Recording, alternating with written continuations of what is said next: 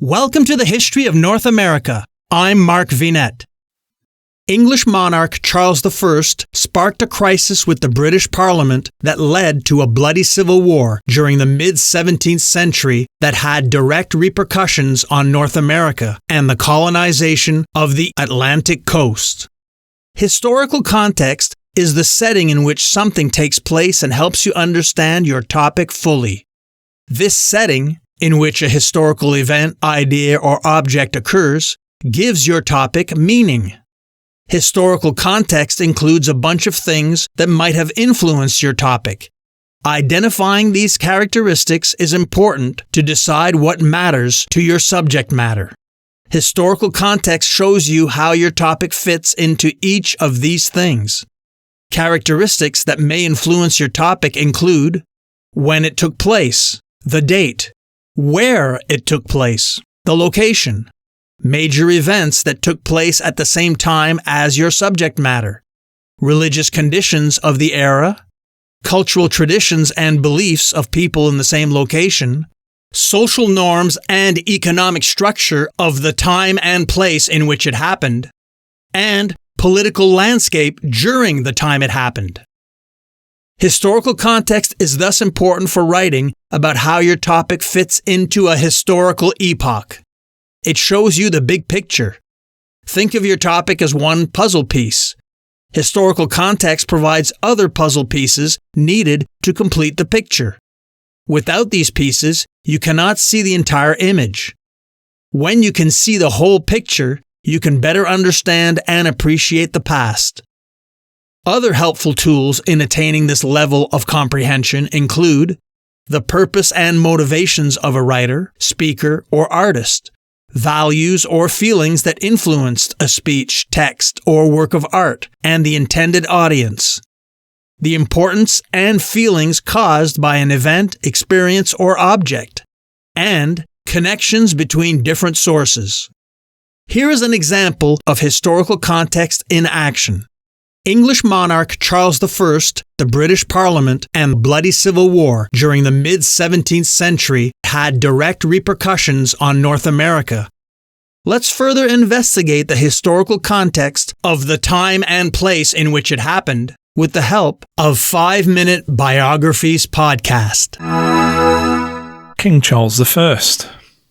On the 19th of November 1600, Anne of Denmark, the wife of King James VI of Scotland, gave birth to their second son at Dunfermline Palace in Fife. He was named Charles and was baptised at Holyrood Palace in Edinburgh on the 23rd of December the same year. Charles was a sickly child, and so when Queen Elizabeth of England died childless in 1603, he was unable to travel with his family to watch his father be crowned King of England, and stayed behind in Scotland with his guardian Lord Fyvie. However, a few months later it was determined that Charles had gained enough strength in his legs, which it is thought may have been affected by rickets, to make the journey. Upon his arrival, he was placed under the care of Lady Carey, who arranged for him to wear special boots made from Spanish leather and brass, which were designed to help strengthen his ankles. Charles's ability to walk wasn't the only thing that was slow to develop, as he also was slow to begin talking, and even when he did, he developed a stammer, which was something that remained with him for the rest of his life. As a young boy, Charles was educated in the usual subjects, including languages, mathematics and religion. In January 1605 he was made Duke of York, and in 1611 he was made a Knight of the Garter, and as he grew, he gained strength and eventually overcame the physical impediments that had affected him as a child, although he was still not as tall or strong as his older brother Henry. Unfortunately though, Henry's physical prowess was not enough to help him overcome what is thought to have been typhoid, and he died in 1612 at the age of 18, elevating Charles to first in line to the English and Scottish thrones at the age of 12. He immediately gained several more titles, and in November 1616 he was made Prince of Wales and Earl of Chester. During the latter half of the decade and into the 1620s, during what was a period of unrest in Europe that eventually became the 30 Years' War, King James I sought to find peace through diplomacy and the marriage of his son Charles to the Habsburg princess Maria Anna of Spain, who was the niece of Ferdinand, the Holy Roman Emperor. However, the English Parliament was opposed to such a union, demanding instead that Charles seek a Protestant marriage. A last-ditch attempt at the union was made when Charles travelled in secret to Spain to conduct negotiations personally in February 1623, but this ultimately proved fruitless. When Charles returned without a bride, Parliament seized the opportunity to demand war with Spain, and the king reluctantly agreed. He summoned Parliament in 1624 to ask for war funds, which were forthcoming, but proved less than needed. The resulting army under the command of Ernst von Mansfeld never made it further than the Dutch coast.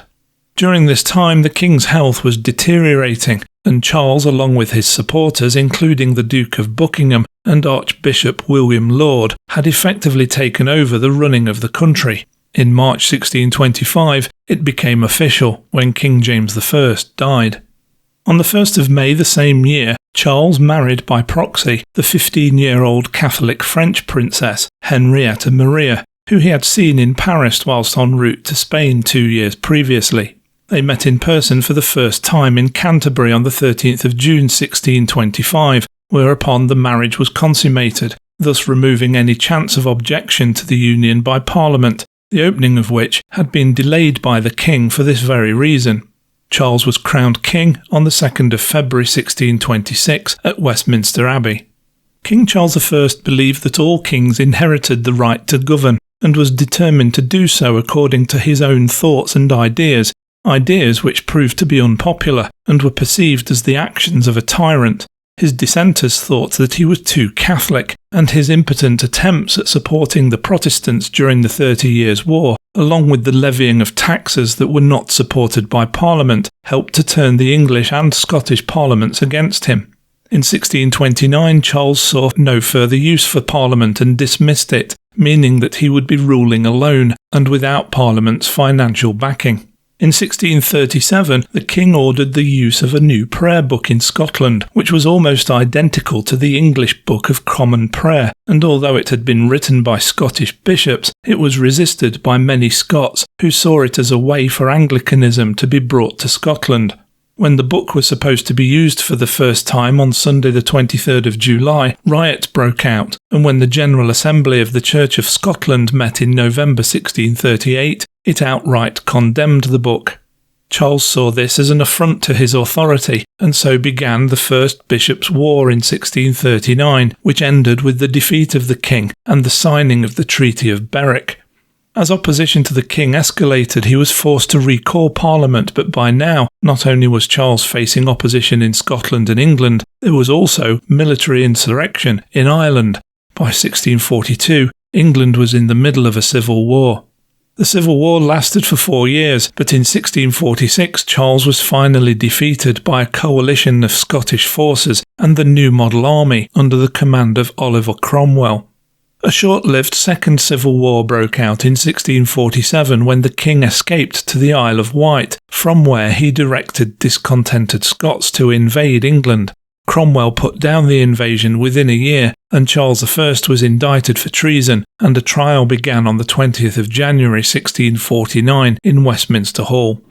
However, the king insisted that the trial was illegal, as he believed that no court had jurisdiction over a reigning monarch, and so he refused to enter a plea. Following a third day of the king refusing to accept the authority of the court, he was removed, and the rest of the trial continued in his absence.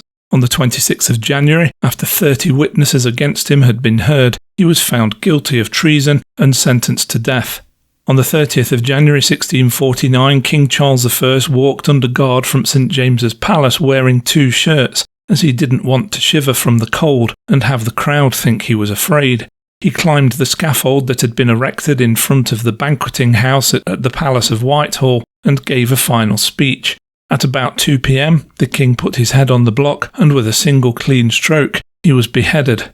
King Charles I was buried on the 9th of February 1649 alongside Henry VIII in St George's Chapel at Windsor Castle. I'm Mark Vinette, and I hope you're enjoying the ride.